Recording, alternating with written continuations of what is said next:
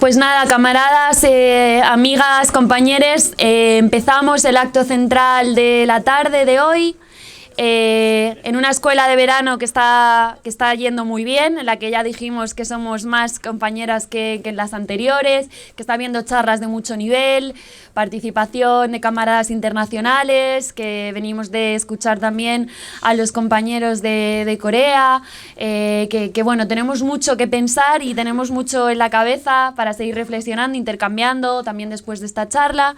Yo quería, sobre todo, antes de empezar, dar la bienvenida a Salva y a Pablo, que han podido venir a la escuela, por fin, haciendo un esfuerzo en una situación personal complicada, y se lo agradecemos con el alma.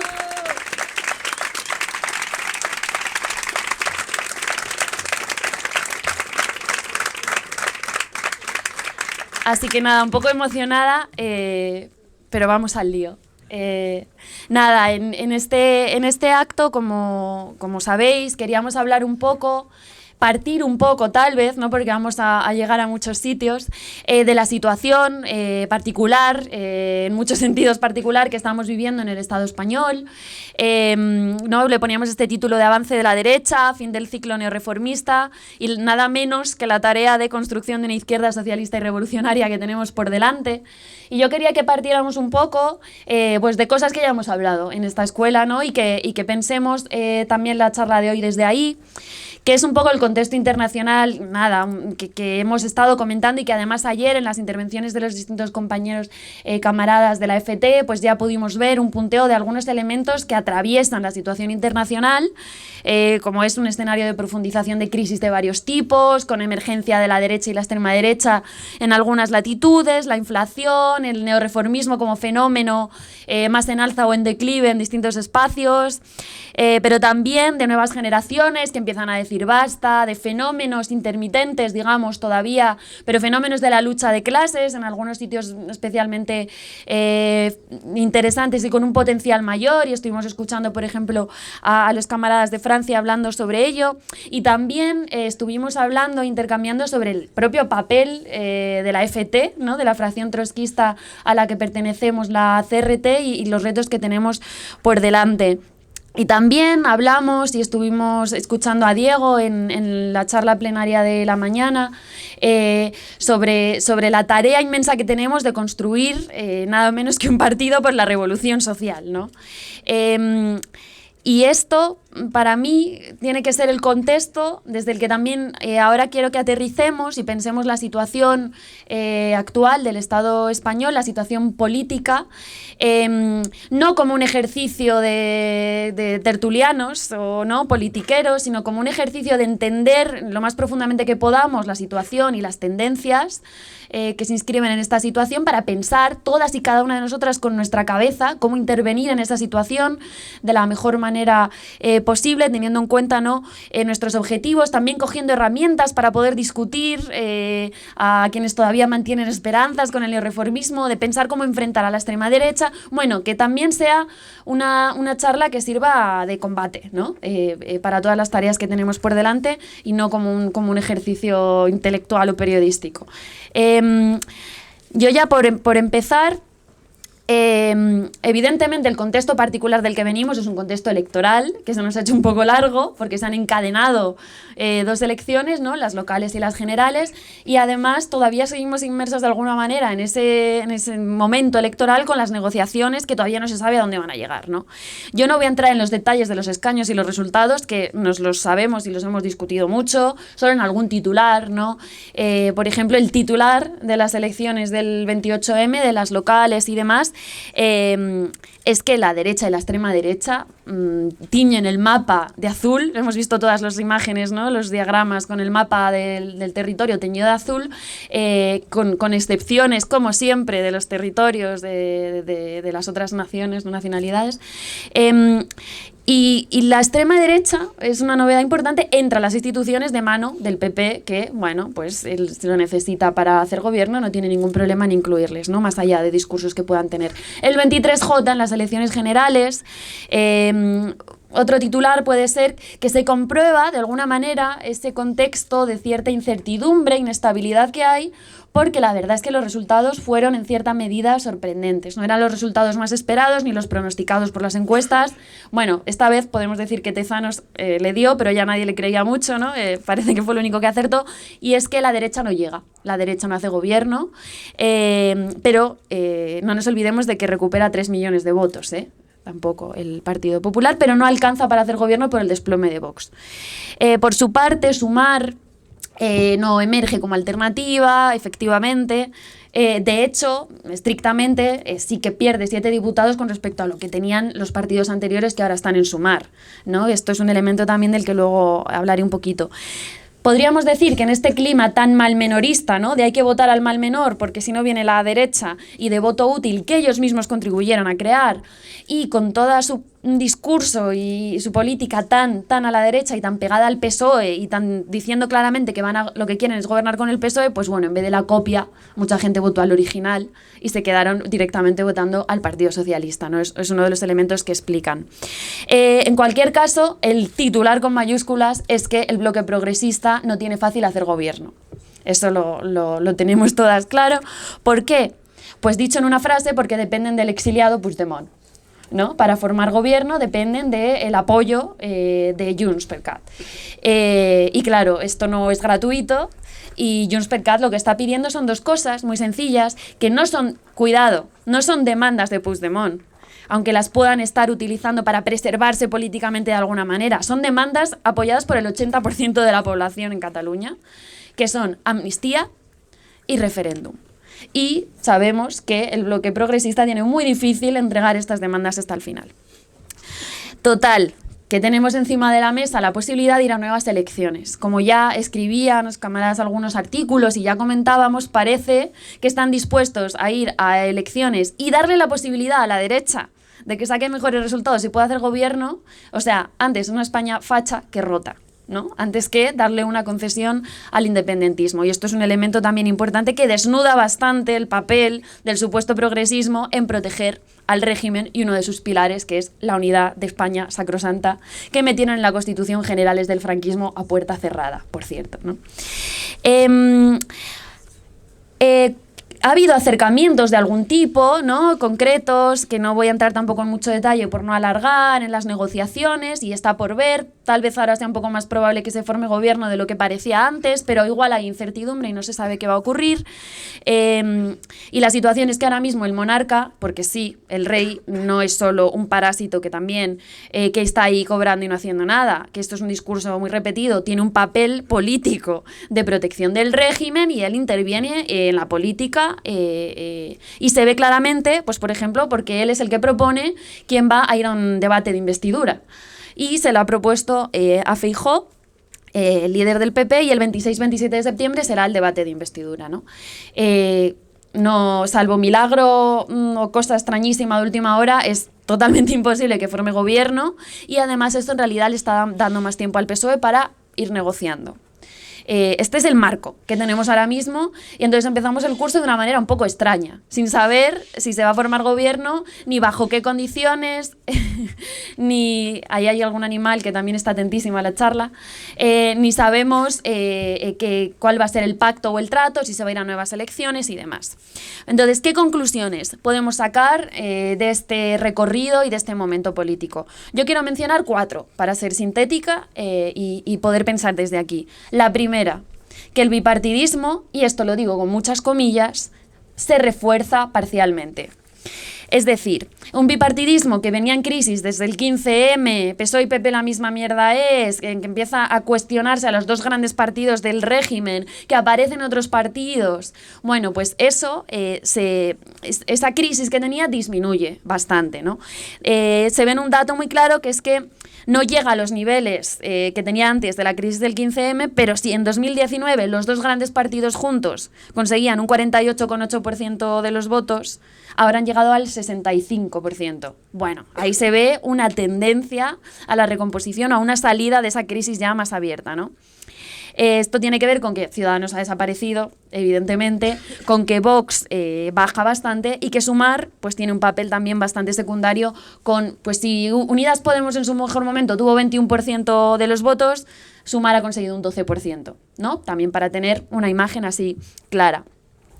¿Esto cómo ha sucedido? Primero hubo una recomposición de un PSOE que no sé si os acordáis ya, pero el PSOE estuvo muy en crisis y Pedro Sánchez ahí paseándose con el coche, convenciendo a varones.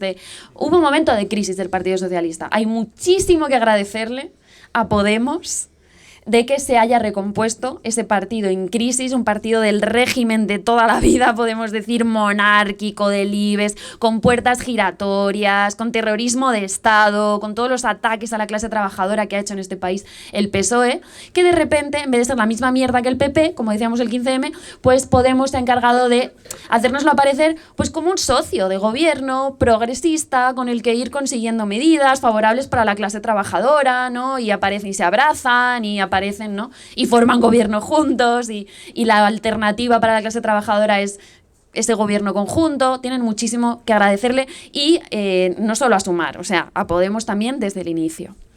Y ahora, tras estas elecciones, pues el PP ha superado su crisis también. No llega, tal vez no sea suficiente para Feijóo, para que se preserve, está Ayuso frotándose las manos en la sombra, ¿no? Porque no han conseguido sus objetivos, pero la verdad es que hay una recomposición muy grande del Partido Popular y una recuperación grande de votos. Pero yo le ponía un montón de comillas desde el principio porque esta recomposición del bipartidismo no es total. Primero, si hablamos de bipartidismo, ojo, que sería un bipartidismo en bloques, como mucho, ¿no? Porque todavía necesitan ahí el apoyo, como estamos viendo, para gobernar tanto en localidades, comunidades, autonomías, como en las generales, ¿no? No pueden ellos solos. O sea que un bipartidismo a medias.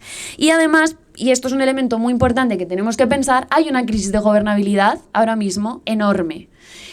Porque no están siendo capaces de formar gobierno, porque el gobierno depende de una cuestión que es totalmente inestable para el régimen, como es la cuestión territorial. Y esto es, bueno, quiere decir que ninguno de los grandes partidos del régimen consigue hegemonizar, ¿no? Y consigue dar una salida. Es decir, no estamos en una crisis abierta del régimen como ha habido en otros momentos, ¿no? Que era evidente con las calles incendiadas o con el 15M, bueno, ¿no? Y todo el movimiento democrático catalán, la monarquía con una crisis tremenda. No estamos en ese momento, pero es evidente que hay cierta crisis que se trasluce en que no sabemos si va a poderse formar gobierno, si va a haber que ir a nuevas elecciones, si se forma nuevo gobierno va a ser de una manera dificultosa e inestable. Entonces, bueno, esto es una cuestión importante, que de alguna manera se reabre un poquito, parece, una de las grietas que va a uno de los pilares del régimen, como es la de la cuestión territorial, las demandas democráticas, ¿no?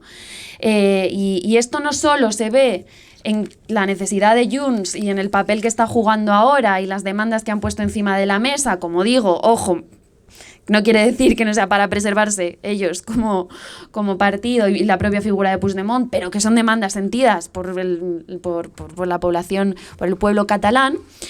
Pero también se empieza a ver, incluso, no sé si habéis visto la noticia, que yo ya había medio preparado la charla y vi la noticia y pensamos en incluirla, ¿no?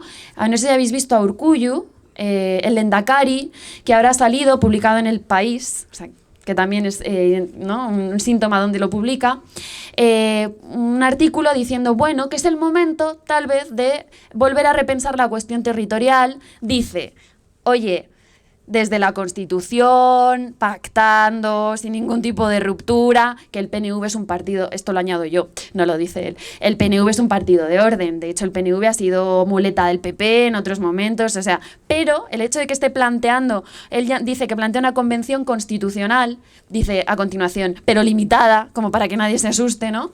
Pero el que esté planteando esto también, ¿no? Es un síntoma de que es un momento en el que parece que se reabre un poquito más, de nuevo, esta grieta también por arriba, ¿no? Y veremos hasta dónde llega esto en el caso de que tuviera que haber repetición electoral, etc. Tercer punto que quería mencionar, ¿no? Tercer elemento. Una derechización del mapa político, institucional, ¿no? De los partidos institucionales, del régimen, de todo el espectro. También luego le voy a poner los peros. Pero hay una derechización desde Sumar hasta la extrema derecha, ¿no? Sumar, evidentemente, todos hemos visto cómo ha tenido posiciones cada vez más a la derecha, todo el rato diciendo que lo que quiere es gobernar con el PSOE, etcétera, hasta la propia derecha, que no va a gobernar, pero se recupera el PP, ¿no? Y encima cada vez hay más posibilidades de que Ayuso, el sector trumpista, tome las riendas del PP, que puede ser una derechización de la propia derecha, y también Vox está, si cabe, ultra mega derechizando, de alguna manera con movimientos internos que hay, que sale el sector más liberal, porque se va Espinosa de los Monteros, y el sector ultracatólico, neofalangista, ya directamente parece que está tomando más peso en la dirección de Vox, ¿no? Entonces, bueno, esto un elemento que ya se verá a dónde va, pero también está ahí. Por otra parte, ha habido una derechización, podemos decir, en términos de políticas e impuestas, no nos olvidemos, por el gobierno supuestamente progresista. Esto es otro elemento de derechización. Cuando los que dicen que son progresistas toman políticas de derecha, abandonan a migrantes en el mar, hacen una reforma laboral que mantiene lo esencial de la del Partido Popular, mete a policías en los movimientos sociales, contrata a muchos más miembros de la policía, del ejército, de todas las fuerzas represoras del Estado y un larguísimo etcétera que ya sabemos.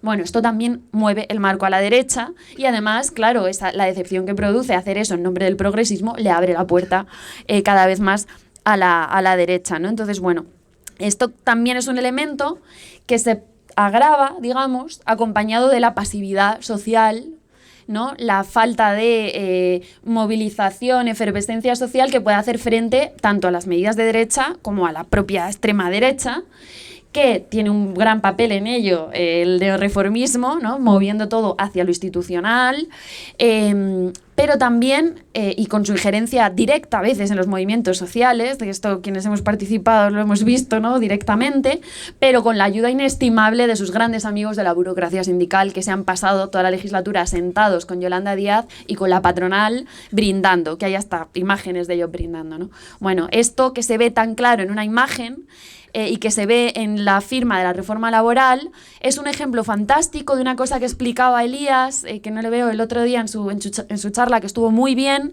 Él hablaba de Estado integral, ¿no? El concepto, podemos hablar de Estado ampliado, tomando a Gramsci, que bueno, es esas garras que despliega el Estado en lo que son organizaciones de la clase trabajadora, cooptando a un sector, a la dirección de los sindicatos, esta burocracia, que son agentes como la policía, ¿no? Dentro de las organizaciones obreras. Y aquí se ha visto claramente, no ya en cómo planteaba Elías, en que dividan las luchas, las separen y las hagan como, ¿no? Cada uno luchando por lo suyo y las limiten. Y es que directamente ni se convoca una huelga, aquí pase lo que pase, porque al gobierno progresista no se le convoca una huelga, ¿no?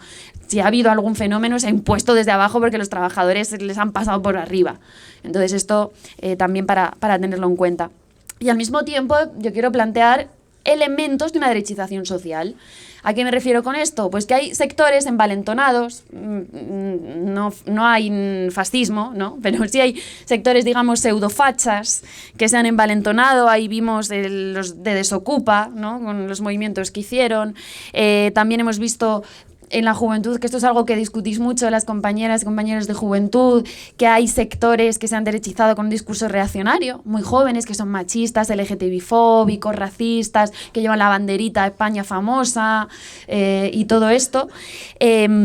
Y luego, bueno, pues hemos visto el caso de Rubiales, de alguna manera puede ser un síntoma también de estos sectores que se envalentonan y de cierto discurso revulsivo que toma cierto espacio. Y también es un ejemplo de que el movimiento feminista tiene ahí un papel que jugar, ¿no? En responder a todos estos elementos, pero está en disputa en qué clave se haga.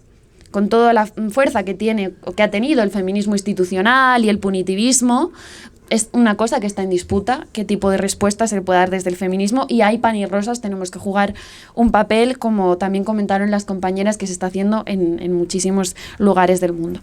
Pero no todo el panorama está derechizado. Yo quería plantear estos elementos, pero no es todo derecha y destrucción, ¿no? Primero hay que tener en cuenta que hay un sector grande de la población que todavía pensaba o piensa que puede haber una salida progresista, que han dado su confianza por ahí, confianza a medias con la nariz tapada y como mal menor. Y eso es un sector también con el que hay que discutir y que está ahí y que no es derecha, ¿no? Ni extrema derecha y que tiene sus dudas, pero confiaba por ahí. Luego hay sectores de la juventud que evidentemente empiezan ya desde hace tiempo a decir que basta de este sistema depredador y incluso hay sectores...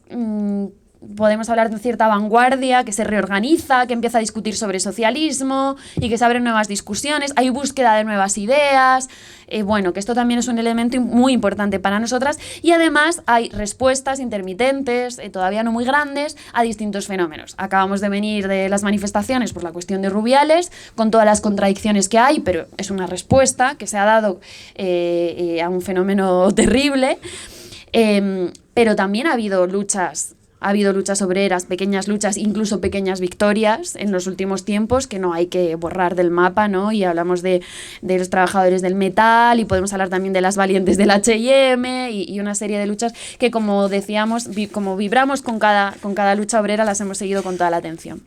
El cuarto y último elemento ¿no? para pensar este contexto está en el título de la charla y es la crisis, digamos, bueno, del proyecto neorreformista, crisis parcial o no total, en todo caso, del proyecto neorreformista, pero que es evidente. Durante las elecciones hemos visto todo un proceso de descomposición. Ante nuestros ojos hemos visto algunos elementos de descomposición.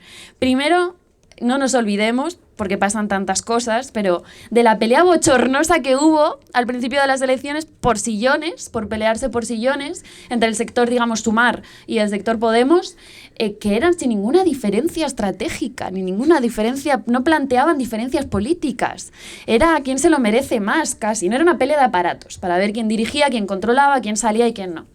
También hemos visto la salida y el veto de las figuras más importantes de Podemos, que ahora mismo la situación que tiene es que se queda con muy pocos representantes dentro de Sumar y de menos peso, aunque tiene otros fuera que también operan, ¿no? Como Pablo Iglesias dirigiendo un supercanal. Y luego la dirección de Sumar ahora es bastante, en parte, lo que fue aparato de Izquierda Unida y del PC, que esto también es como para pensar y para establecer hilos de continuidad, ¿no? Con el papel que ha jugado el Partido Comunista Español. Hemos visto el último giro conservador de Sumar, ¿no? Que ha sido bastante claro, ya lo veíamos encarnado en Yolanda Díaz durante el gobierno y luego lo hemos visto en la campaña electoral ya a calzón quitado, iba a decir, ¿no? Pero de una manera como muy evidente, porque, primero, Sumar ya no tiene ninguna vinculación con los movimientos sociales, está totalmente desligada, como tuvo Podemos en su día, cierta, ojo, ¿para qué la utilizó? Para desviar y desmovilizar, pero la tenía. Sumar ni eso directamente. ¿Con quién tiene más vinculación y en qué se apoya Sumar? En sus amigos de la burocracia sindical, que es con los que ha estado sentado tomando champán, ¿no? Yo es que esa foto la tengo, casi me la voy a poner en la cabecera de la cama, porque es una metáfora fantástica, ¿no? Le sentó en la mesa de negociación de nuevo con la COE. Tiene un mérito para el régimen Yolanda Díaz inestimable. Y con que su objetivo no es otro que gobernar con el PSOE, y esto no lo decimos nosotros, lo dicen ellos cada 5 minutos, ¿no? Pero además, molestando aún menos, si cabe, que el gobierno anterior, que no es que molestara mucho, tenía aquí una lista de cosas que han hecho, ya os la sabéis, no la voy a decir para recortar un poco, pero vamos, molestar al PSOE precisamente no lo han hecho, que le han dejado pasar todo, o le han apoyado, o han encabezado medidas de ataque a la clase trabajadora y las mayorías sociales, con una sonrisa, o saliendo a defenderlo, como ha hecho Yolanda Díaz, hasta con la cuestión de enviar tanques a Ucrania. Y con el orgullo que les supone que venga la OTAN, al Estado español y todo esto, ¿no? Ellos hablan de que van a hacer políticas sin ruido y de que el nuevo gobierno será un gobierno sin ruido. Pero nosotros sabemos a quién no le quieren hacer ruido, ¿no? Sabemos que no le van a hacer ruido a la patronal. Sabemos que no le van a hacer ruido a la Europa fortaleza asesina, ¿no? Que este verano ha habido unas cifras... bueno, la Unión Europea se ha cubierto de sangre, ¿no? Dejando morir a muchísimas personas en el mar, por ejemplo. Es sin ruido a la monarquía, por supuesto. La monarquía no la tocan ni la cuestionan. Tampoco lo hizo Podemos en su día, más que en algún tuit. Es una política sin ruido que quiere decir, pues ponemos de número 2 de las listas a un defensor del imperialismo español, directamente, y defensor de que el Sáhara se le entregue a la dictadura marroquí. a cambio de que sigan protegiendo también las fronteras, ¿no? Protegiendo las fronteras. Es una política sin ruido de defender la productividad neoliberal como un valor positivo por el que hay que apostar. Es que tenemos que aumentar la productividad, repitiendo el bulo este de que es que en España se trabaja más lento y cosas así. Han llegado a esos extremos, ¿no? Que más allá de parecer algo de cuñadismo, no, es una línea política neoliberal, ¿no? Y una justificación para sus políticas. Que el único feminismo que defienden es el de los techos de cristal, si tal, el que le gusta a la directora del mayor banco español, ese feminismo, ¿no? Los suelos pegajosos, no, por tomar el término que toman las compañeras, no les preocupa mucho. Y que la única política verde, porque de esto hablan mucho, la única política verde que defienden de verdad es la de los fondos europeos. Los fondos europeos que, voy a citar una cosita, fueron el mayor traspaso de dinero público a las empresas de la historia. Y esto no lo digo yo, lo dijo el secretario general del PC, Enrique Santiago, diciendo que era algo positivo y que qué orgullo. O sea, que el dinero verde, y esto enlaza con la charla que hubo de la cuestión climática, de cómo generan crisis climática y luego lo que hacen es generar nuevas bolsas de negocio, dando una falsa respuesta a la crisis climática, ¿no? Dando fondos de la Unión Europea a empresas para que hagan política verde que en realidad contamina más y provoca más problemas, normalmente en terceros países, aunque luego acaba siendo global, etcétera, etcétera, ¿no? Ese es lo verde, que de verde no tiene nada, que puede defender en cualquier caso esta gente, ¿no?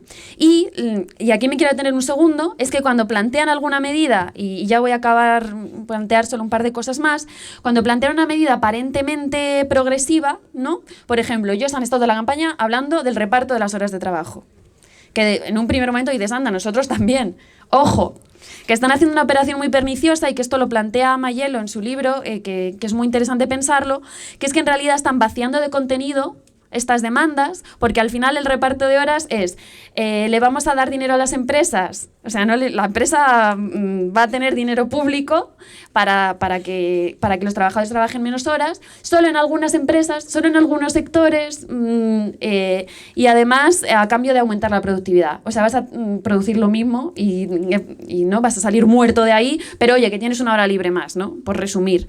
Y además es que lo desligan totalmente de su consecución real, que esta es la cuestión. Lo plantean así en la campaña porque lo único que les importa es la dimensión simbólica, ¿no? De esto moviliza, esto hace que me voten.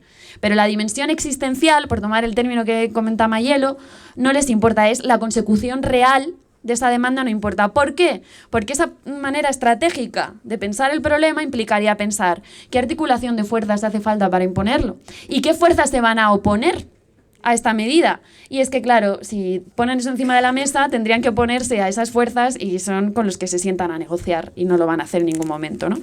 Pero es cierto que este mecanismo que es el neorreformismo de desvío y de salvarle la vida al régimen, bueno, está en cierta crisis y puede que no sea tan efectivo como ha sido en otros momentos. Y eso también lo tenemos que pensar. Y por último y muy breve, quería acabar con, bueno, ¿y entonces qué va a pasar ahora? Porque no sabemos muy bien, hay incertidumbre, el aparato judicial está operando desde el primer momento, que también es otro aparato que juega mucho, ¿no? Justo después de confirmarse el rol que iba a jugar Junts para el posible gobierno, casualmente la Fiscalía del Estado emitió una nueva orden de detención sobre Puigdemont, entre otros elementos, ¿no?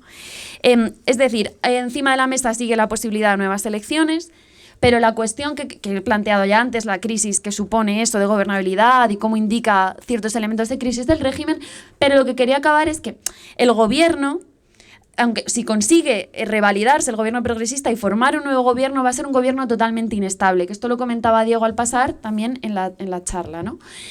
Porque va a ser un gobierno con una aritmética que va a tener que estar todo el rato en juego cuando quieran hacer presupuestos, cada ley que quieran hacer, pero además va a ser un gobierno que va a tener que imponer ataques. Y esto también, otra vez, no lo digo yo, es que justo antes de las elecciones se hizo público un acuerdo que hizo Pedro Sánchez con la Comisión Europea para que en 2024 comience un ajuste fiscal de nada, 20.000 millones de euros, ¿no? Y además también en 2025 acaba el plazo de hacer una contrarreforma de las pensiones, que no digo que vaya a pasar lo mismo que en Francia, pero en Francia se enfadaron un poquito, ¿no? Cuando quisieron tocar las pensiones. Bueno, esto le va a tocar hacerlo al gobierno progresista si consiguen revalidarse y lo van a hacer y hasta el final porque tienen un historial y además como Sumar no va a hacer ruido, sino que se va a poner a la cabeza. Bueno, esto también es un elemento a pensar. Entonces nos tenemos que preguntar, y con esto acabo, ¿cómo vamos a llegar a este momento? ¿Cómo vamos a llegar a los recortes y a los ataques en las políticas de derecha, las lleve adelante el gobierno progresista o las políticas que lleve adelante la derecha y la extrema derecha allá donde esté? Vamos a llegar como quiere el progresismo. El progresismo quiere que lleguemos sin ruido, que la única política que hagamos sea la de votar y abstenernos, que sus amigos de la burocracia no les van a hacer huelga. Si eso se mantuviera así, avanzarían sobre tierra quemada, ¿no? No habría respuesta ante unas y otras políticas. Y encima, por si acaso, ya han contratado más policía y han reformado el Código Penal para poder atacar más a la movilización social. Ojo, que el progresismo también se prepara para reprimir. Y la segunda parte de la pregunta es, bueno, cuando se impongan estas movilizaciones, porque es que las movilizaciones, la respuesta de la clase trabajadora ante los ataques es imparable y en algún momento la clase trabajadora se pone en pie y dice basta. ¿Cómo hacemos? Y esto lo dejo para que lo tomen los compañeros, para que no se repita este ciclo de ataques, movilización, institucionalización del descontento y vuelta a empezar otra vez, ¿no? ¿Cómo hacemos?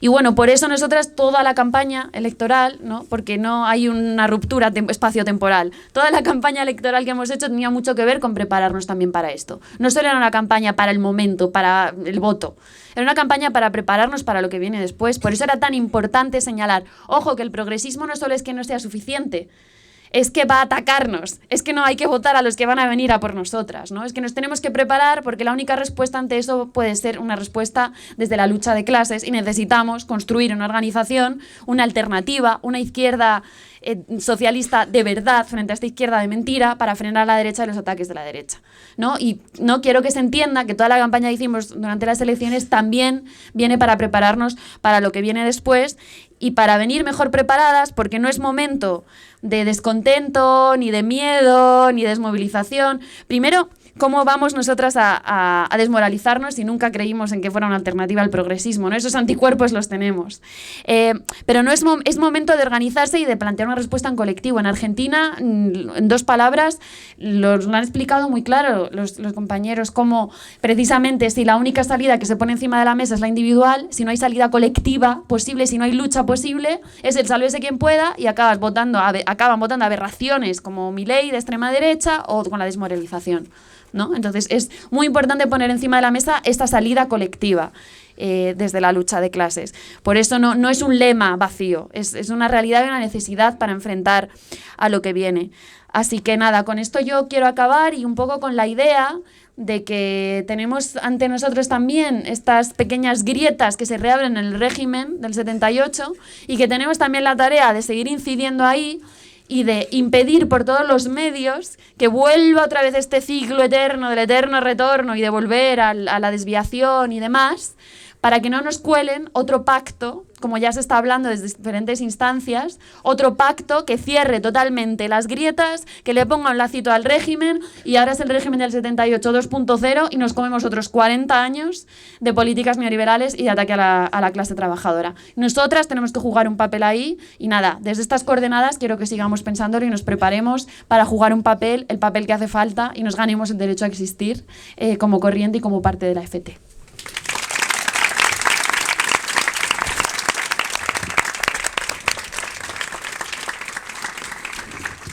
Bueno, buenas tardes.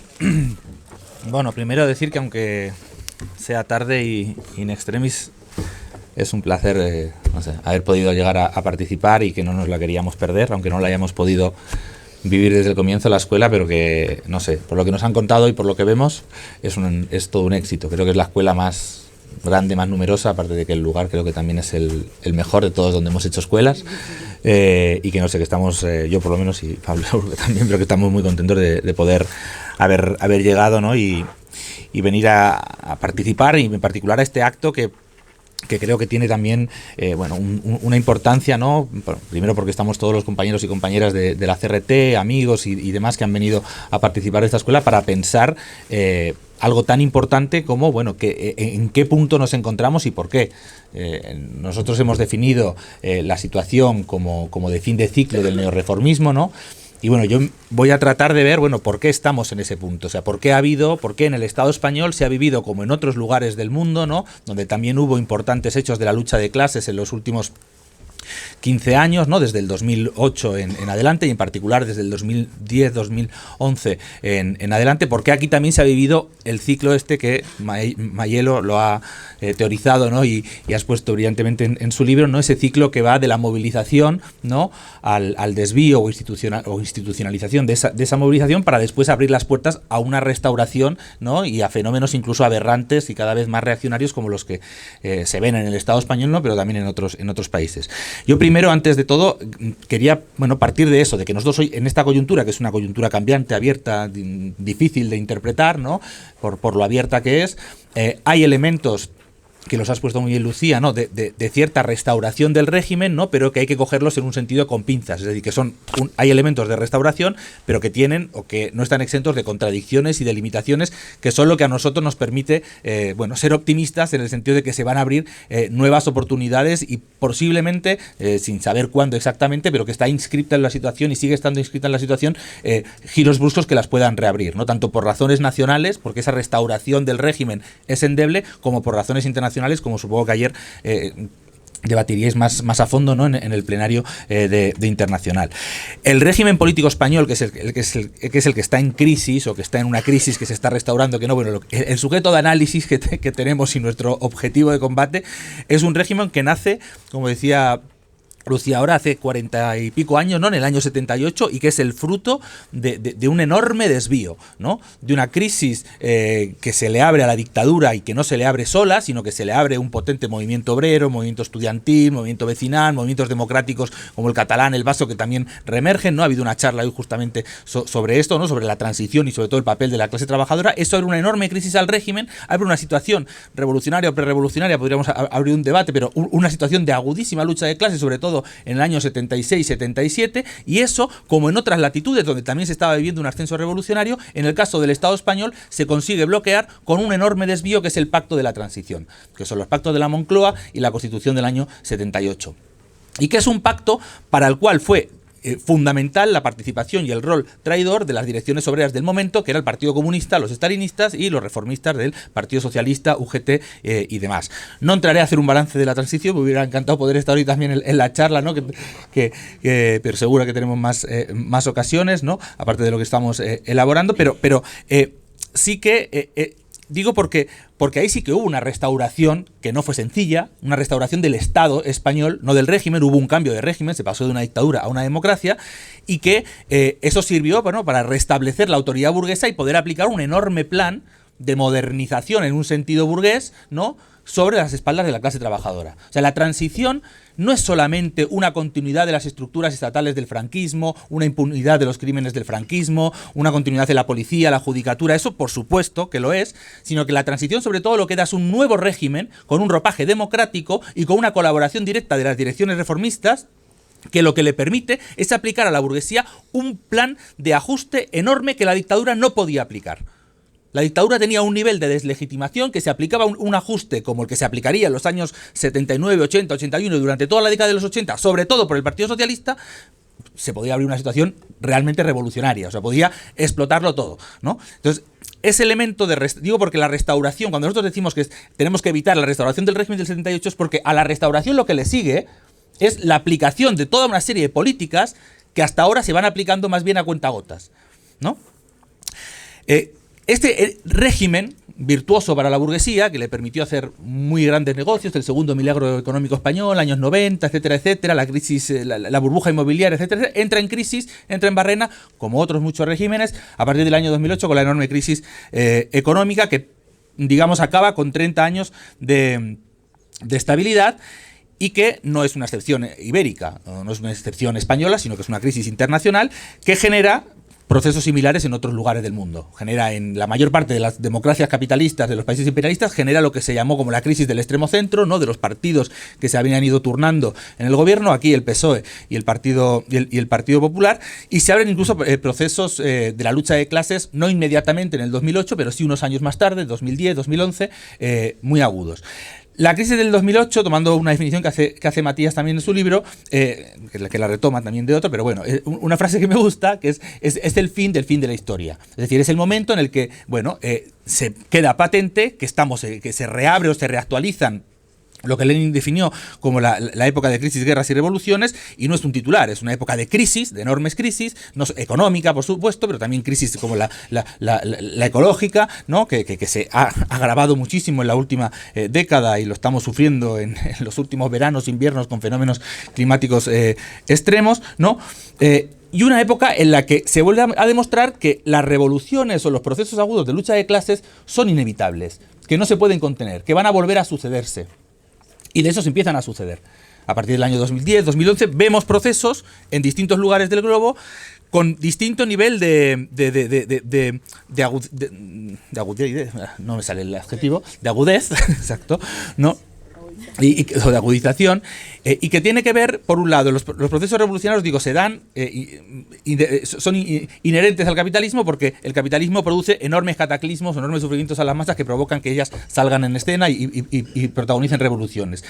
Ese nivel de cataclismo puede depender. La crisis de 2008, la burguesía internacional, bueno, incluso con acuerdos y con un cierto grado de coordinación, lograron evitar que se transformara en un crack del 29, ¿no? Y eso salvó un poco los muebles, en el sentido de que no se produjeron las mismas dislocaciones sociales, económicas, como se habían producido en la década de los 30. Aún así, quedaron muchos sectores al borde de la pobreza extrema, incluso en los países imperialistas, y en otros lugares, como por ejemplo en los países árabes, donde ya se venían de décadas de ajuste neoliberal, cuando cayó la crisis, ahí lo que había era perdedores absolutos al cuadrado de la globalización, y por eso allí también los procesos fueron mucho más agudos. Ahora bien, el resultado de esas revoluciones o de esas revueltas o de esos procesos de lucha de clases tenía que ver también con, bueno, cuál es, digamos, la tradición, la herencia, el ejercicio, la experiencia previa de la clase trabajadora y de las masas en general en los años previos, y también cuál es el papel y el rol y hacia dónde tiran sus principales direcciones, ¿no? Y ahí es donde encontramos el problema, ¿no?, de por qué en casi todos los sitios, o en todos los sitios donde hubo esos procesos, se terminaron imponiendo de diferentes vías, o bien por desvíos en algunos casos, o bien incluso con derrotas sangrientas, con intervenciones imperialistas como en Libia, Siria, o guerras civiles reaccionarias como en Siria y demás, se terminaron esos procesos, degradando en algunos casos o cerrando, digamos, en formas de restauración. Si pensamos en el Estado español, aquí hubo una enorme crisis económica que generó una caída enorme de las condiciones de vida, un paro de masas durante varios años, un endeudamiento del Estado para salvar a la banca enorme que se pagó después en forma de ajustes. Y se venía de una situación en el movimiento obrero de un enorme retroceso objetivo y subjetivo, es decir, tanto porque había avanzado la ofensiva neoliberal, había fragmentado a la clase trabajadora, había debilitado su capacidad de lucha, pero sobre todo también porque las direcciones sindicales de comisiones obreras y UGT se habían pasado con armas y bagajes al enemigo en los años 90, se habían convertido en las aplicadoras directas del ajuste, firmando y avalando las contrarreformas laborales del Partido Popular. Con Zapatero estaban jugando el mismo papel. Yo os recuerdo que en 2011 el pensionazo de subirnos la edad de jubilación de 65 a 67 años no es que no se le hiciera una huelga, o no es que se le hiciera poquito, es que se firmó. Es que es una contrarreforma que cuenta con la firma directa de los dirigentes de comisiones obreras y UGT. Esa era la situación del movimiento obrero y de las corrientes reformistas que habían fundado este régimen, como el Partido Comunista, el PSOE, que se habían convertido, bueno, en una pata directa total del régimen. El PSOE era el aplicador de los ajustes desde los 80 y el PC se había mantenido en algún momento en oposición y demás, pero era una parte constitutiva incluso de los gobiernos que estaban aplicando los ajustes en muchas autonomías, municipios y demás. Y también una gran parte de la extrema izquierda que se había abandonado por completo la visión de luchar por una perspectiva socialista y desde la clase trabajadora había abandonado su trabajo en los sindicatos, en la clase trabajadora, ¿no? Y se había hecho adepta de las nuevas modas, de los movimientos sociales o de las teorías de la autonomía, de desarrollar movimientos sociales, espacios de contrapoder y demás, ¿no?, en los márgenes del sistema, pero no pensar una lucha estratégica por cómo construimos fracciones revolucionarias en la clase trabajadora para, cuando ésta salga a luchar, intentar ir a por el todo. Bueno, eso explica lo que pasó. ¿Y por qué ha habido aquí también ese ciclo, no virtuoso diré, sino ese ciclo pernicioso, ¿no?, de movilización, institucionalización y restauración? Fue así en el 15M, fue así en el gran proceso que fue el movimiento democrático catalán, y no quiere decir con ello que la clase trabajadora no interviniera en todos estos años, como intervino también en otros muchos procesos a nivel internacional. Aquí en el Estado español hemos visto a la clase trabajadora intervenir después del 15M con las mareas protagonizadas por trabajadores y trabajadoras públicas, con las huelgas generales del 2012, con la huelga minera, ¿no?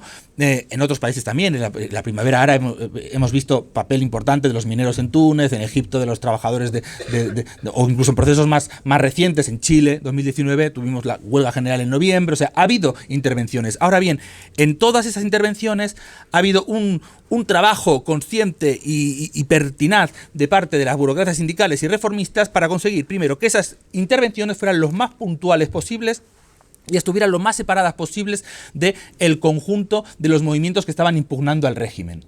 Eso en el 15M lo vimos clarísimo. El 15M, a la vez que había miles de jóvenes ocupando las plazas, había cientos y miles de trabajadores defendiendo sus puestos de trabajo en sus fábricas. Había conflictos en todos sitios, no es que no había conflictos obreros. Ahora bien, ahí confluían dos tendencias perniciosas. Por un lado, la burocracia sindical, que no quería que los jóvenes de la plaza fuéramos a las fábricas para decirles que se unieran a la lucha de la juventud contra este régimen podrido, contra esta democracia para ricos, etcétera, etcétera, ¿no? Y lo bloqueaban sistemáticamente.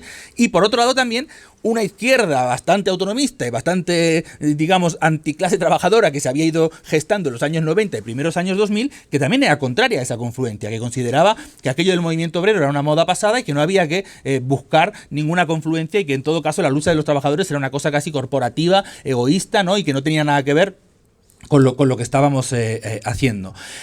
Otro elemento clave es que cuando esas luchas se dan, son siempre enemigas, la burocracia sindical, de que esas luchas se doten de autoorganización. Eso supongo que ayer, cuando hablaron los compañeros de Francia, darían sobrados ejemplos de nuestra pelea a muerte por desarrollar la autoorganización, los comités digamos que agrupan a la vanguardia, los comités por la huelga general y demás. Y luego un tercer elemento que tiene que ver con estos dos, es si la clase trabajadora puede aparecer o no como un sujeto hegemónico, como un sujeto que puede intervenir con capacidad de fuego y que toma las demandas del conjunto de los sectores populares, incluidas también las demandas, en este caso, contra el régimen político, ¿no? O por el derecho a autodeterminación en Cataluña. Eso es una enorme pelea contra las propias burocracias políticas y sindicales que intentan evitarlo por todas las vías. Bueno, eso explica que los movimientos que se dieron tenían unas determinadas formas, ¿no? Y tenían una forma sobre todo de movimiento ciudadano, de movimiento de ocupación de plazas, de grandes manifestaciones, como fue aquí el Prusés, manifestaciones anuales enormes de cientos, de miles, de millones, etcétera, etcétera, ¿no? Y que hace un humus, un espacio, digamos, en el cual las mediaciones políticas para intentar desviar todo eso hacia una nueva institucionalización lo tienen más fácil. Lo tienen más fácil si no ha intervenido la clase obrera, si no se ha desarrollado la autoorganización, si no tiene un programa hegemónico. Es un espacio donde pueden colar más los engaños que colaron aquí, que fueron esencialmente dos, que fueron por un lado con el desgaste del propio movimiento 15M, una reemergencia de una suerte de reformismo, de neorreformismo, como denominábamos nosotros, ¿no? Que tenía una fraseología, una estrategia populista que, como decía Lucía, agarran un significante vacío, en este caso era contra la casta, incluso a veces se atrevían a hablar un poco del régimen, enseguida dejaron de hablar del régimen, pero al principio parecía que sí, régimen del 78, casta y demás, ¿no? Un significante que no se sabía qué quería decir, con una estrategia claramente reformista que era ocupar espacios institucionales por la vía electoral y por esa vía conseguir llegar a algún tipo de gobierno en coalición con los socialliberales de siempre. La estrategia que hemos visto y que no hay que explicársela a nadie. Y en el caso catalán, lo mismo, había un enorme movimiento, reemergió la cuestión catalana en el mismo momento casi coetánea con el 15M, un año más tarde es la primera gran diada y hay una decisión consciente de los viejos partidos de la burguesía catalana, autonomistas, puyolistas, que eran los virreyes de los Borbones en Cataluña, porque eran eso, que de repente se vuelven independentistas, se ponen a la cabeza para evitar que ese movimiento confluya con las demandas sociales y sobre todo permanezca aislado de cualquier roce con la clase trabajadora. Incluso cuando se llega a tener ese roce, que es en 2017 sobre todo, después del referéndum con la huelga general, bueno, aquello fue un episodio que puso los pelos de punta, la huelga general de 2 días después del referéndum, del día 3, puso los pelos de punta a su majestad el rey, por supuesto, y salió a hacer su discurso del 3 de octubre, pero también aquí a la burguesía catalana. Dijo, madre mía, o sea, si esto se transforma en una huelga general y aquí la gente se pone a luchar por la independencia por medio de la huelga general, los piquetes y la movilización, estos quieren la república, pero es que van a querer definir qué tipo de república también, van a querer empezar a resolver los problemas sociales y eso pone en peligro nuestra propia supervivencia como casta y nuestros propios intereses de clase. Bueno, nosotros ante la emergencia de todas esas mediaciones hemos planteado batalla. batalla política sobre todo. Cuando emergió Podemos, la CRT lo dijo, no había que ser tampoco un hacha para decirlo, porque los de Podemos son bastante transparentes, son politólogos, lo vienen escribiendo, teorizando, bastaba con leerles. Venían a restaurar el régimen. Decían que se había acabado el consenso del 78 y que había que restablecer un nuevo consenso. No venían a romper nada. Como no vino a romper nada el PC tampoco en el 76. Venían a reeditar eso. De hecho, justificaban la traición del PC del 76 diciendo que había una correlación de debilidades, que no había una correlación de fuerza suficiente. Pero ellos mismos son parte de la correlación de debilidades. Son los que construyen esa correlación de debilidades. Son los que dicen que hay que vaciar las calles y que hay que volver a una vía institucional, apostar por una candidatura, por un programa que tampoco asuste, etcétera, etcétera. Y además lo demostraron con creces. Cuando Podemos emerge, lo primero que hace es llamar a la gente a su casa, prácticamente, cuando abdica Juan Carlos I. Y eso lo hacen a las semanas de las elecciones europeas. Y salen y dicen, nosotros no apoyamos ninguna movilización por la República. La República no es una cosa que nos preocupe. Y unos meses más tarde hay el primer referéndum en Cataluña, el del 9 de noviembre, y también meten la cabeza como el avestruz. No dicen nada. En el caso catalán sucedía lo mismo. Tenemos un enorme movimiento y la CRT se plantó y fue la única corriente que dijo, bueno, nosotros consideramos que aquí hace falta una línea de independencia de clase, que no podemos ir detrás de estos burgueses catalanes que acaban de cambiar de chaqueta y que lo que quieren es contener el movimiento al máximo, evitar que no tome ninguna demanda social y a ver si se desgasta solito. Y como mucho usarlo como baza para negociar algún tipo de acuerdo de financiación autonómica nuevo, etcétera, etcétera. Bueno, es lo que pasó. Pasó mucho más de lo que nosotros pensábamos, porque el movimiento era enorme y les obligó incluso a hacer un referéndum el 1 de octubre. Pero es lo máximo. Y se hizo a pesar de su dirección y a pesar del gobierno catalán.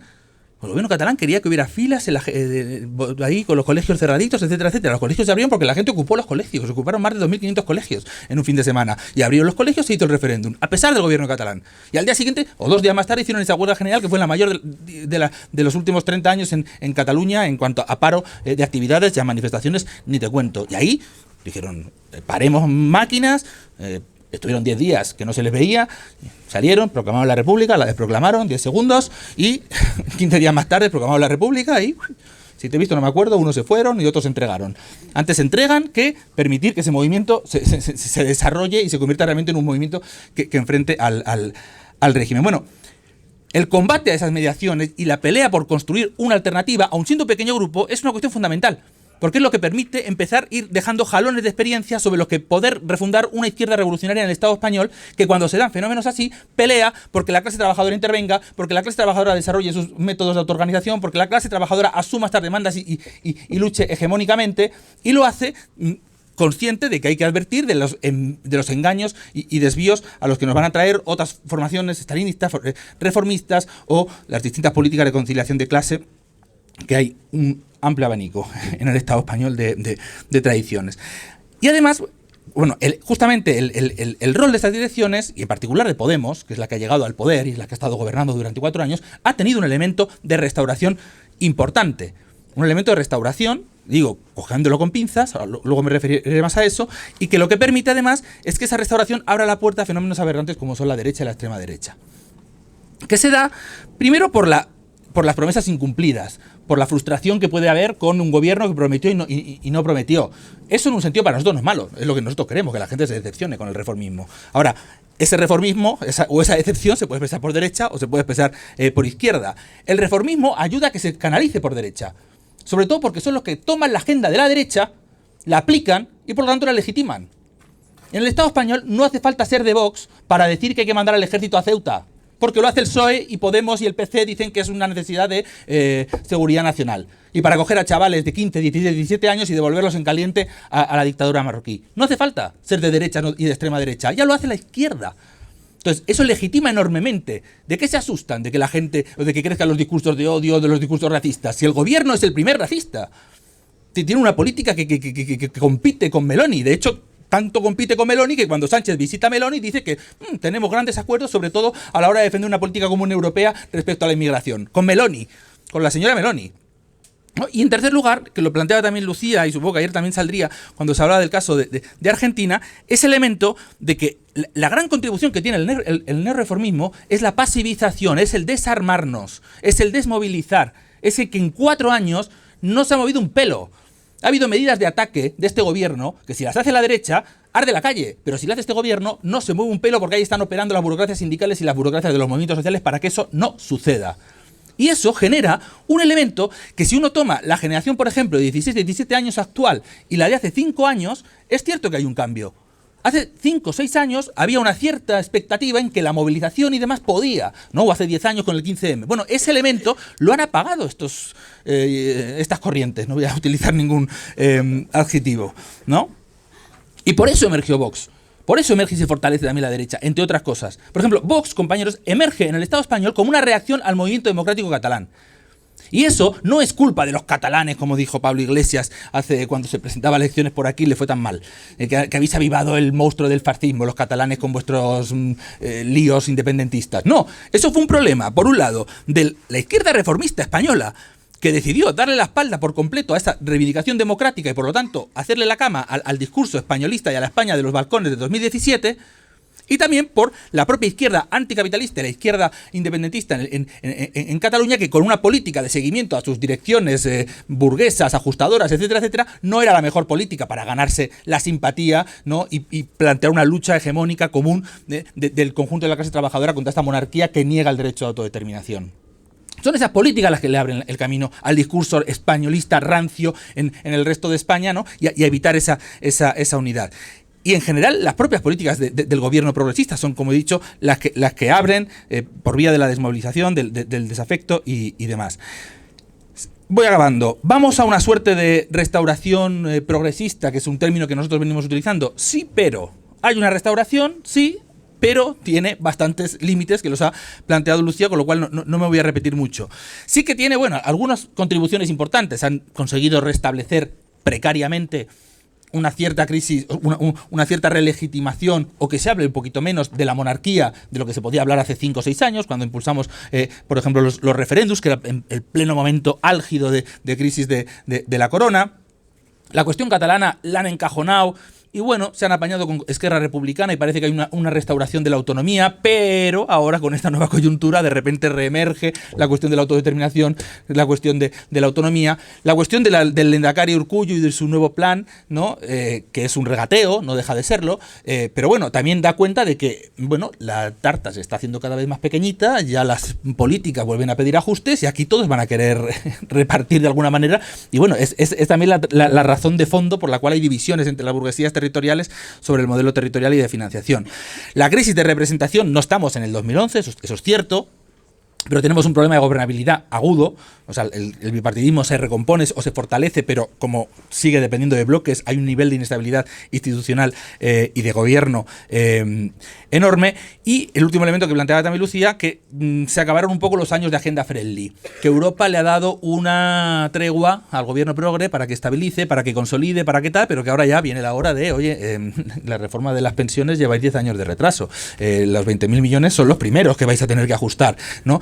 Y el último elemento, pero el más importante, es que hay una situación a nivel internacional que hace posible los accidentes, tanto a nivel de crisis, a nivel de catástrofes o de elementos que escapan por el completo del control del propio gobierno español, y que además estamos entrando aparentemente en un nuevo ciclo de la lucha de clases a nivel internacional, que aunque no tenga todavía una expresión aquí, sí que es un ciclo que tiene un cierto cambio de piel, ¿no? Y yo creo que el caso francés, aunque Francia es Francia y tiene una tradición de combate de la clase obrera mucho mayor que otros países de Europa, pero el caso francés, pero también las huelgas en Reino Unido, en Alemania, contra la inflación y demás, parece indicar que, bueno, si vuelve a haber un proceso o un nuevo ciclo de movilizaciones, es posible que la clase trabajadora pueda intervenir con más fuerza que los anteriores, y eso nos abre a nosotros también oportunidades mayores.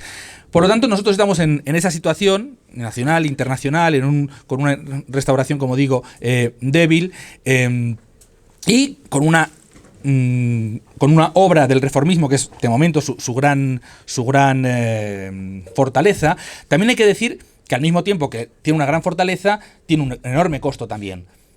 El papel de desvío que jugó Podemos en 2014 difícilmente lo podría volver a jugar ahora Sumar, ¿no? incluso históricamente, el papel que han jugado direcciones reformistas en este ciclo político difícilmente lo podrían llegar a jugar si estuviéramos hablando de procesos agudos de la lucha de clase como los de la década de los 70, donde para frenarlos hicieron falta en algunos lugares dictaduras sanguinarias y en otros lugares la intervención y liquidación de direcciones históricas como el Partido Comunista, que tenía cientos y miles de militantes en las fábricas y demás, ¿no? Y que, bueno, entregó todo, ¿no? Y luego eso fue el harakiri del Partido Comunista y de Santiago Carrillo, que acabó jubilado.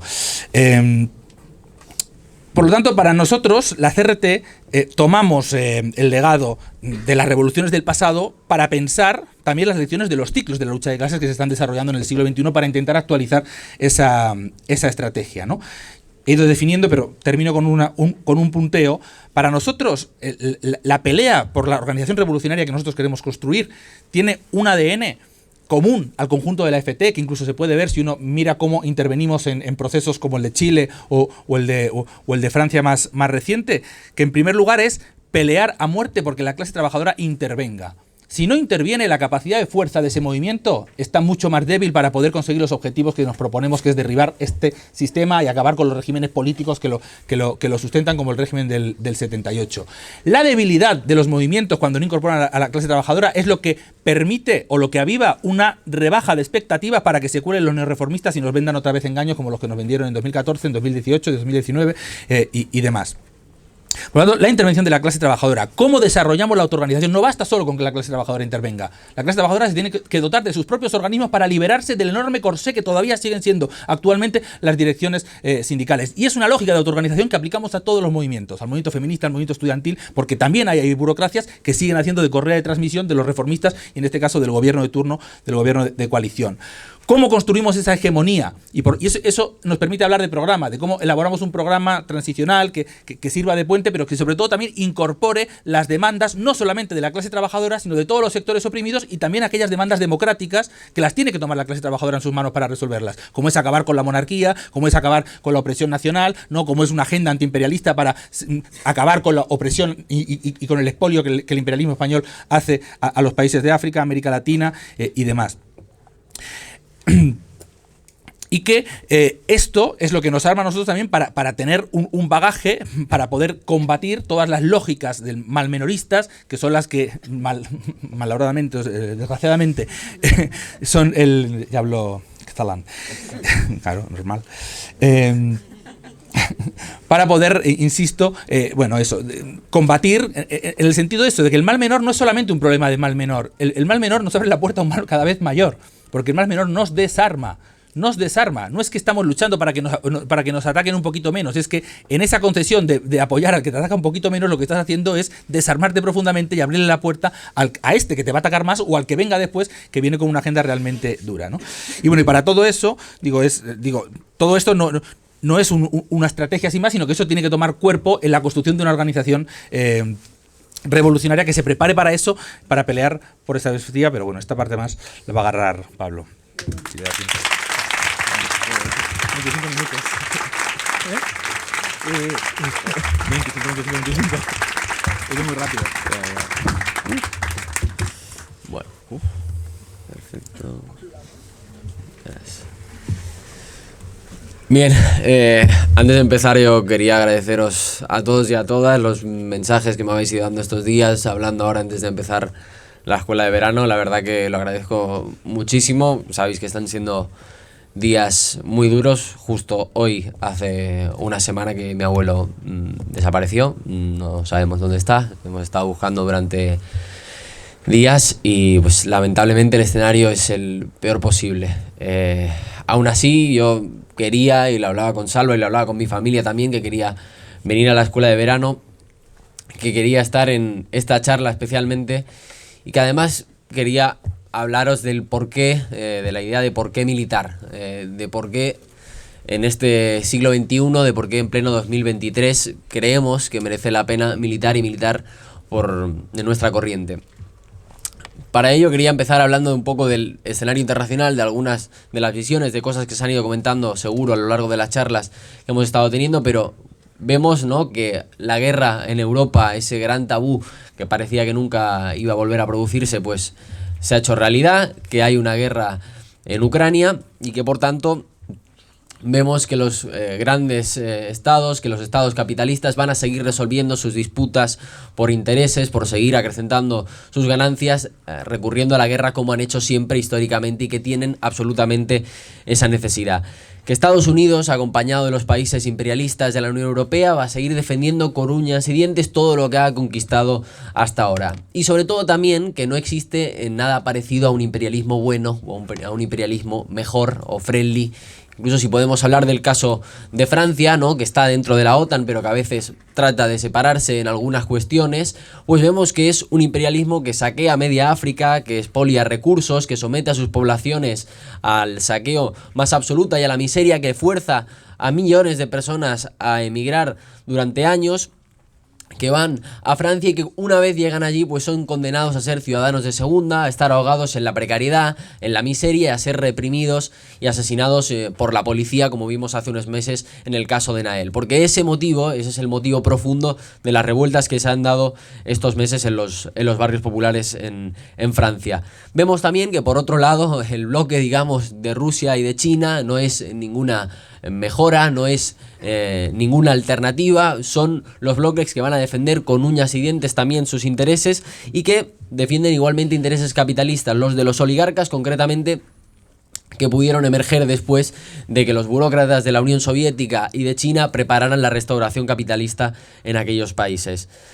Vemos que además son estados que defienden los intereses de sus capitalistas, que son responsables absolutos de la gran destrucción del planeta que vivimos, de el saqueo de los recursos, de la contaminación de los ecosistemas, de la barbarie absoluta que vivimos en todo ese terreno y que llevan prácticamente a el riesgo de poder dejar el planeta inhabitable para la especie humana. Incluso a día de hoy ya provocando migraciones masivas que vemos como van hacia Europa o hacia otros países, y que incluso cuando aquellos que sufren de la miseria y del expolio, pues lo que se encuentran son con fronteras y con vallas como las de Melilla, donde el Estado español, pues como ya hemos hablado 1000 veces, no duda en aplicar su política imperialista de no dejar pasar a nadie.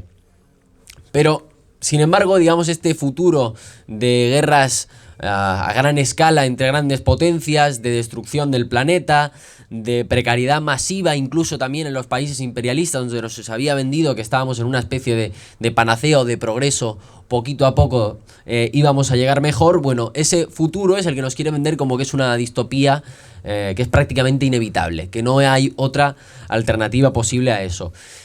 El problema es que cuando ese es el horizonte que consiguen vendernos, que consiguen imponer, bueno, cuando es de la distopía inevitable, pues solo queda huir, ¿no?, y tratar de olvidar lo que está pasando y por tanto dejar de luchar, o conformarse con el mal menor. Pero el mal menor, bueno, vemos lo que es, vemos que es el de las fronteras, vemos que es el del saqueo, vemos que es el de las políticas del ajuste, vemos que es el caso de los países imperialistas el de seguir hambreando a los pueblos, y por tanto simplemente lo que es preparar el camino para la barbarie un poco más.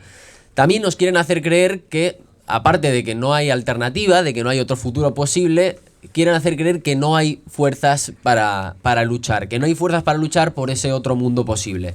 Pero es absolutamente mentira. A lo largo de la historia lo hemos visto una y otra vez, como cuando se somete a las poblaciones, a la clase trabajadora, a los sectores populares, a grandes momentos de miseria y de explotación y opresión como los que vivimos a lo largo del siglo XX y como los que están preparando para este siglo XXI con esos episodios de crisis climática y de guerras, pues sabemos que la clase trabajadora y los sectores populares responden. Esas fuerzas estallarán, se desatarán, lo que pasa es que los reformistas se preparan para ocultarlas mientras todavía no están desatadas y se preparan para desviarlas una vez estallan.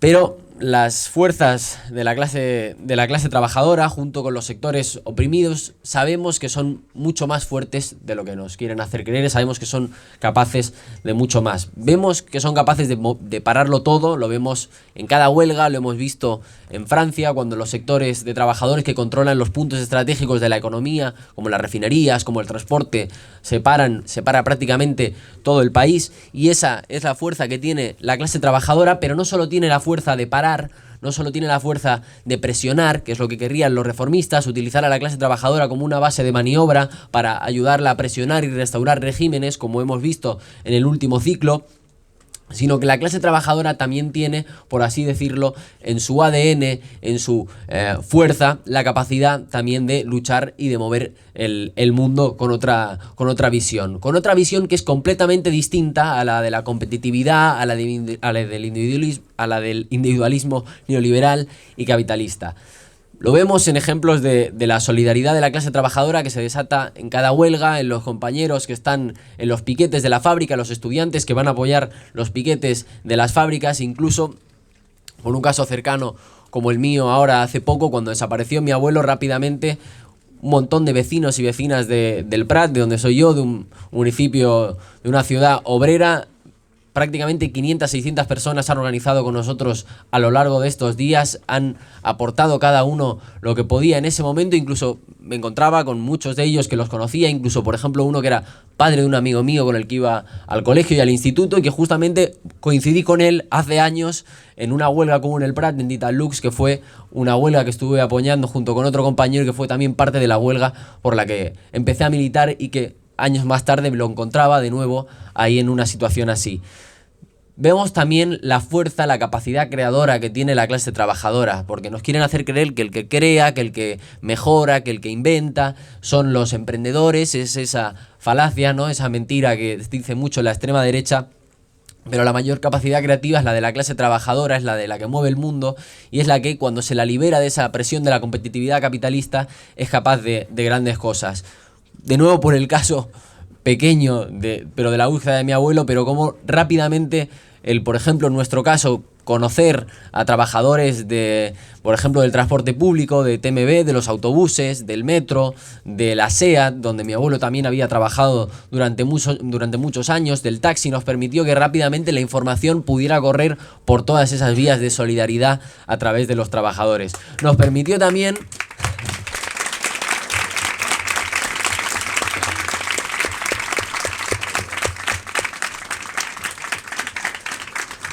parte de ser un grupo que trata de construirse en la clase trabajadora, ¿no? Esa visión de por qué decimos que la clase trabajadora es capaz de moverlo todo y el potencial que tiene si fuera en base a sus necesidades, si organizara el mundo, pues en casos como este se refleja. También incluso gente que trabajaba, que tenía conocimientos de planos o organizaba para hacer los diseños de las zonas que había que buscar, los que trabajaban y conocían toda la zona de alcantarillado de la ciudad, pues se podían poner en contacto con los bomberos y ayudar a qué zonas había que buscar, una infinidad, digamos, donde cada uno, desde el conocimiento que tenía de su trabajo, de conocidos, trataba de aportar a la situación. Y eso es un caso simplemente a pequeña escala, porque si miramos también a gran escala la historia también del Estado español, por ejemplo el caso de la Revolución Española, que es conocido, que lo discutimos siempre en las escuelas de verano, que es parte también de nuestra tradición trotskista por lo que representa a nivel de las lecciones de la lucha de clases y de la clase trabajadora.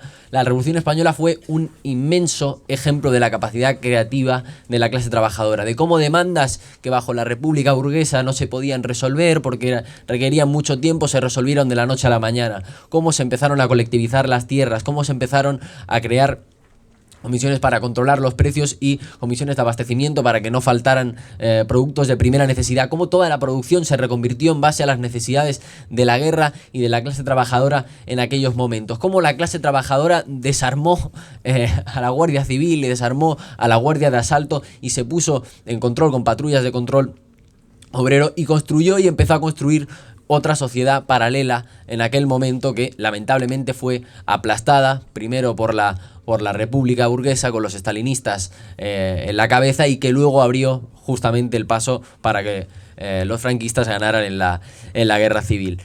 Pero todos esos ejemplos nos permiten pensar en el potencial que tiene una sociedad con gobiernos de trabajadores, con una economía planificada democráticamente y desde abajo, porque si lo tenía en el siglo XX, los años 30, si lo tienen pequeños ejemplos de la vida cotidiana, ¿qué no podríamos hacer si tuviéramos a nuestra disposición, bajo el control de los trabajadores y trabajadoras, todo el desarrollo tecnológico y el poder planificar el desarrollo tecnológico necesario, poder tener toda la industria alimentaria de una forma que aparte fuera compatible con la vida en el planeta, lo mismo con las cuestiones energéticas, la capacidad de resolver de la noche a la mañana hoy grandes problemas como el hambre en el mundo, como la falta de energía, como la falta de vivienda, son facilísimas, por no decirlo de forma directa, pensado en una sociedad que está planificada en base a las necesidades de las grandes mayorías. Esa es la fuerza que tiene la clase trabajadora cuando se une, cuando encabeza a los sectores oprimidos para luchar bajo esa perspectiva, y esa fuerza que se desata cuando se la somete a grandes momentos de padecimiento, se desata, estalla, pero hace falta canalizarla, porque hemos visto, digamos, ¿no?, que la victoria es una tarea estratégica, ¿no?, como decía Trotsky, lo hemos visto en todos los momentos históricos, porque los reformistas y el resto de corrientes que preparan la derrota justamente la preparan. O sea, ellos sí que preparan los desvíos, ellos sí que se preparan, como decía Salva antes en el caso de Podemos, para esos momentos donde se abre una grieta para poder nuevamente reaparecer y reformar los regímenes. Por eso, una de las visiones, ¿no?, que a veces hay cuando hablo con gente o hablamos con mucha gente de la que duda sobre si militar o no, siempre hay una frase que yo, al menos parte de un punto bueno, pero que es de, bueno, cuando estalle la revolución o en el momento de la revolución, yo estaré ahí. El punto positivo es que yo estaré ahí, está bien, no estará del lado de la otra barricada. Lo que pasa que es que, como hablábamos hoy también en la charla de la mañana de Diego, hace falta prepararse para ello, y para ello hace falta construir un partido revolucionario que se prepare para eso. También hay otra visión que es aquella, yo creo que tiene que ver mucho con un pensamiento de nuestra época, ¿no?, que es que y el mal que han hecho también las corrientes estalinistas con esa visión de partido donde hay una línea impuesta sin discusión y desde arriba, que es la visión de que militar es una cuestión que resta libertad de pensamiento. Bueno, es una visión totalmente contraria realmente la de militar. La visión de que pensar individualmente es una cuestión más libre, es una cuestión más amplia, es totalmente falsa. El pensamiento colectivo por el que nosotros luchamos, por el que nosotros defendemos, el pensar y discutir mutuamente, el cómo nos hacemos mejores unos a otros a partir de las discusiones que tenemos, y no que nos hacen solamente mejores a nivel individual, sino que lo que nos hace mejores es que permite luchar mejor por el fin colectivo por el que luchamos. No es una cuestión únicamente de individual y del individuo que queremos ser, sino de la sociedad por la que peleamos y el fin común que nos une. Y hay otro punto también que muchas veces cuando discutimos sobre si militar o por qué no militar, está el punto de, bueno, yo tengo dudas sobre si militar o no, en general, ¿no? Cada uno puede tener sus dudas. Y hay una cosa que cuando tenía unas últimas dudas, porque se resolvieron bastante rápido, sobre si militar o no, fue en un plenario abierto que hicimos en Barcelona, al cual vino un compañero de Argentina, Titín, que militó durante la clandestinidad en Argentina, durante la dictadura, estuvo también en España en los años de la transición, y yo le pregunté sobre por qué militar. Él lo primero que me dijo fue que militar era una cuestión de convencimiento, de que si no estaba convencido, no militara, que no había problema. Ahora, que él, digamos, militaba porque estaba convencido de la revolución y del socialismo, y que cada mañana se levantaba pensando a ver a quién convencía de la revolución y de que había que pelear por construir un partido que se preparara para la revolución. Esa también es la vía por la cual a mí me convenció también más de militar definitivamente, de militar en nuestra corriente y de convencer de militar en el trotskismo. Pero también es la pregunta, ¿no?, de por qué somos trotskistas en pleno siglo XXI, en el año 2023, de qué sentido tiene eso hoy en día. Somos trotskistas porque defendemos el legado de los bolcheviques que lucharon en la Revolución Rusa, somos trotskistas porque defendemos el legado de los bolcheviques leninistas que durante la Revolución Española se mataron contra el estalinismo, se mataron por la Revolución Social, como el caso, por ejemplo, de un militante que conocimos este verano, el caso de un militante que durante la Revolución Española empezó en Sevilla, de Sevilla se fue a Extremadura a seguir luchando porque avanzaban las tropas franquistas, luego fue a Madrid, luego fue a Segovia y acabó en Barcelona luchando y muriendo en los hechos de mayo del 37, que su nombre era Julio Cid. por todos ellos es por los que luchamos, porque somos parte de una corriente que históricamente desde su principio hasta el final luchó contra el estalinismo, luchó por extender la revolución a todo el mundo, y por ello sus militantes fueron perseguidos y asesinados. Pero no solo militamos por todo lo que fue, no solo militamos por todo lo que lucharon los trotskistas en el pasado, sino porque creemos que hoy ser trotskista tiene un valor para pensar las tareas que nos proponemos. Porque consideramos que el trotskismo es la corriente que logró y que extrae las principales lecciones de la lucha de clases que nos permiten analizar el pasado, pensar el presente, cara a conquistar los propósitos que nos pensamos para el futuro. Y para eso, lo digo porque no partimos de cero, no es una tarea que se inicia hoy. Por suerte, había una frase que mencionaba Daniela en su charla en Francia, que hablaba del partido, ¿no?, como aquello que une, que es la memoria colectiva de nuestra clase, que a mí me parecía muy bueno porque presentaba muy bien lo que es el partido. Son los trabajadores, somos los estudiantes, las mujeres, todos aquellos militantes que toman y que se proponen aprender, comprender las principales lecciones de la historia de la lucha de clases, de todas aquellas derrotas, de todas aquellas traiciones, de todas aquellas victorias, de todos aquellos grandes ejemplos y pequeños ejemplos que extraen las principales lecciones que nos sirven para preparar la tarea estratégica de la victoria.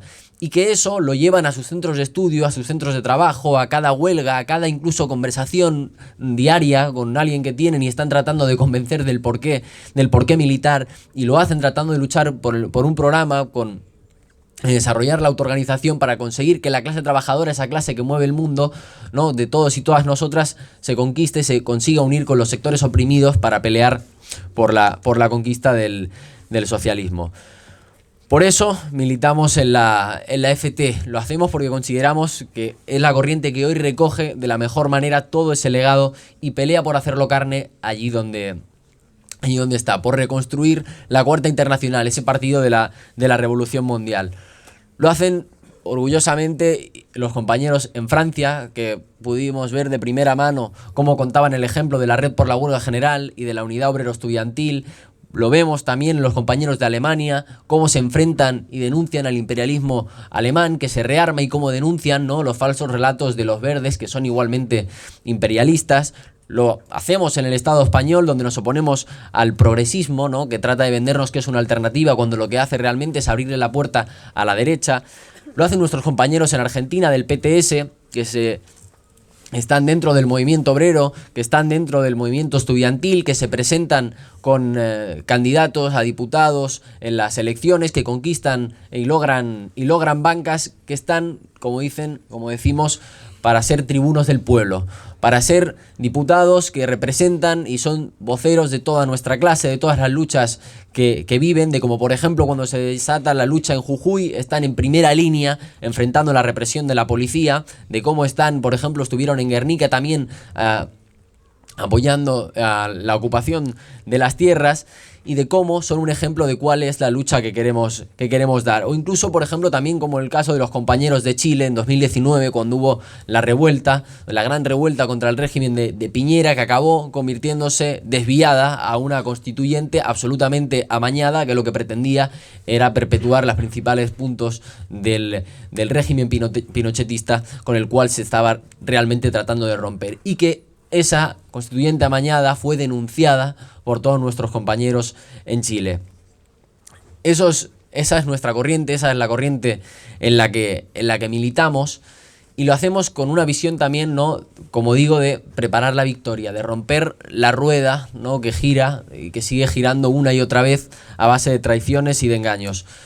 Yo, por hablar un caso más también de la juventud, ¿no?, porque hablamos, digamos, y cómo es parte también de la generación que tiene o que tenemos menos peso de todas esas derrotas del pasado, pero que también debemos aprender de todas ellas para aplicar sus lecciones en el futuro. Oímos mucho decir, ¿no?, que somos la generación la primera generación que va a vivir peor que sus padres. Y eso, lamentablemente, es cierto. Lamentablemente, lo que nos encontramos hoy es que con la perspectiva de la guerra entre grandes potencias, con la destrucción del planeta, la perspectiva, la precariedad absoluta que vivimos la juventud, lo que tenemos más bien es la perspectiva de poder repetir la vida de nuestros abuelos, pero a la inversa, lo cual es la peor noticia, el peor engaño que pudieron sufrir todos ellos y todas ellas. Yo, en concreto, como digo, gran parte de mi vida me criaron mis abuelos, eran ellos que me venían a buscar para ir al colegio los días de cada día, porque mis padres iban a trabajar pronto. Recuerdo cómo mi abuelo venía y lo recuerdo viendo el telediario con él y cómo me marcaba también cómo ponía a parir a los Borbones cada vez que aparecían, cómo ponía a parir a cualquiera de la derecha cada vez que aparecía, y bueno, eso en mí iba marcando pues ya una cierta conciencia de con quién no había que ir ni en pintura y a quién había que enfrentar. Recuerdo también como mi madre me contaba, ¿no? Incluso con él, una entrevista que tengo grabada y que perdí y no encuentro, cómo vino con 16 años de un pueblo de Andalucía, era el pequeño de todos los hermanos, se vino aquí, empezó a trabajar para poderse ir poco a poco trayendo a la familia y a los hermanos, entró a trabajar a la SEAT, militó allí en el PSUC, ahí teníamos diferencias, luego seguimos discutiéndolas, pero empezó a militar. Se organizó, fue detenido, lo despidieron. Mi madre me contaba cómo mi abuela había tenido que ir a buscarlo también a la comisaría. Y recuerdo que yo cada vez que aparecía pues, en algún vídeo, le enseñaba a mi madre o aparecía en televisión y salía hablando y hablaba de ellos, de todo lo que nos habían marcado, de por qué militaba, siempre le emocionaba mucho. Y recuerdo muy especialmente un día que estaba a punto de irme a una manifestación y mi abuela, como siempre, un comentario que seguro que muchos y muchas habréis escuchado, decía, no vayas, no te metas. Bueno, el mensaje de mi abuelo más bien fue un ves con cuidado, pero donde me transmitía que temía por la represión, temía porque me pasara algo, pero que estaba plenamente orgulloso y feliz de que estuviera y de que estuviera yendo allí. De mi abuelo yo creo que, digo, a pesar de las diferencias políticas, hay dos cosas que prácticamente fueron las que más me marcaron. Una era esa visión de que las conquistas en las condiciones de vida, de que los derechos que tenemos, de que cualquier cosa para nuestra clase por la que peleamos únicamente se conquista con la lucha. Y eso creo que es la mejor lección que nos han podido dejar y sobre todo que merece la pena recordar ahora que nos dicen que nuestros derechos están en juego, todo, etcétera. Sí, y para hacerlo la vía es luchar por ellos y justamente apoyar a quienes evitan que lo hagamos, como decía antes Salva, apoyar a los reformistas que lo que tratan es de contener todas esas luchas, va en contra precisamente de poder defender y conquistar todos esos derechos. Y lo segundo es un profundo orgullo de clase.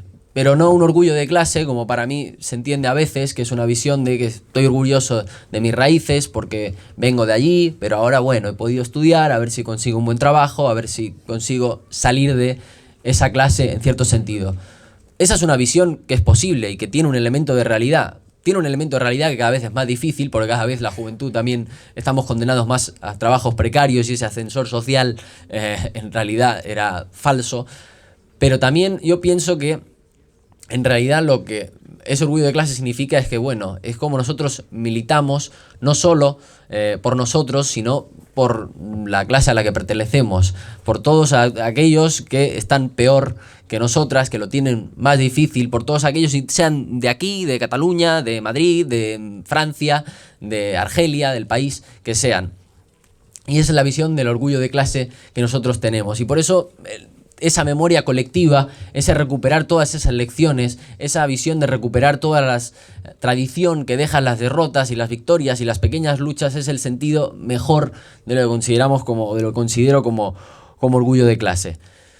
Yo hoy, más que nunca, lo decía a los compañeros, lo ponía en un mensaje, que hoy más que nunca estoy convencido de militar por la revolución, de militar por el socialismo, de militar en el trotskismo como la corriente y la tradición que mejor está dispuesta para lograrlo. Estoy más convencido que nunca por él, por todas las generaciones que nos precedieron, que lucharon y que fueron traicionadas y que por eso milito por conquistar todo por lo que lucharon y lamentablemente les arrebataron. Así que, gracias.